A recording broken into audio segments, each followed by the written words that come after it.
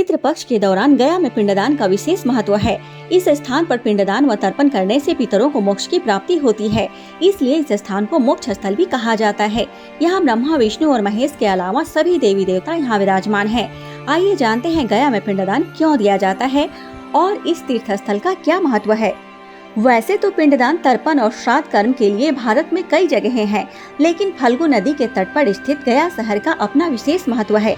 धार्मिक मान्यताओं के अनुसार सर्वपितृ अमावस्या के दिन गया में पिंडदान करने से 108 कुल और 7 पीढ़ियों का उद्धार हो जाता है और पितरों की आत्मा को शांति मिलती है। साथ ही पितरों को मोक्ष की प्राप्ति होती है, इसलिए इस स्थान को मोक्ष स्थली कहा जाता है। पुराणों में बताया गया है कि प्राचीन शहर गया में भगवान विष्णु स्वयं पितृदेव के रूप में निवास करते हैं। तो आइए जानते हैं गया में पिंडदान का क्या महत्व है। देश भर में श्राद्ध कर्म और पिंडदान के लिए 55 स्थानों को महत्वपूर्ण माना गया है, जिसमें बिहार के गया का स्थान सर्वोपरि माना गया है। गया में श्राद्ध कर्म, तर्पण विधि और पिंडदान करने के बाद कुछ भी शेष नहीं रह जाता है और यहाँ से व्यक्ति पितृऋण से मुक्त हो जाता है। गया का महत्व इसी से पता चलता है कि फल्गु नदी के तट पर भगवान राम और माता सीता ने राजा दशरथ की आत्मा की शांति और मोक्ष के लिए यहीं पर श्राद्ध कर्म और पिंडदान किया था। साथ ही महाभारत काल में पांडवों ने भी इसी स्थान पर श्राद्ध कर्म किया था।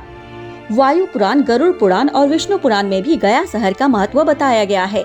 इस तीर्थ पर पितरों को मोक्ष की प्राप्ति होती है, इसलिए गया को मोक्ष की भूमि अर्थात मोक्ष स्थली कहा जाता है। गया शहर में हर साल पितृपक्ष के दौरान एक बार मेला लगता है, जिसे पितृपक्ष का मेला भी कहा जाता है। गया शहर हिंदुओं के साथ साथ बौद्ध धर्म के लिए भी पवित्र स्थल है। बोध गया को भगवान बुद्ध की भूमि भी कहा जाता है। यहाँ पर बौद्ध धर्म के अनुयायियों ने अपनी शैली में यहाँ कई मंदिरों का निर्माण करवाया है।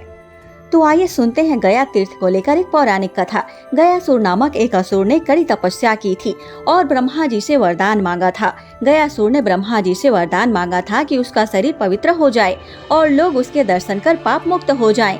इस वरदान के बाद लोगों में भय खत्म हो गया और पाप करने लगे। पाप करने के बाद वह गयासुर के दर्शन करते और पाप मुक्त हो जाते थे।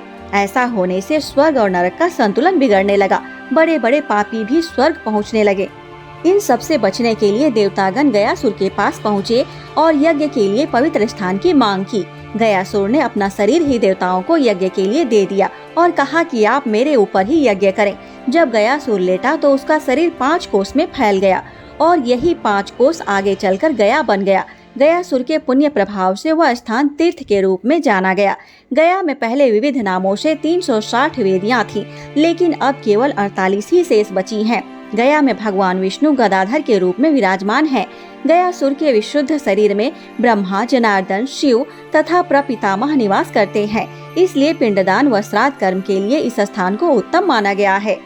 जय शिव शंभू, हर हर महादेव।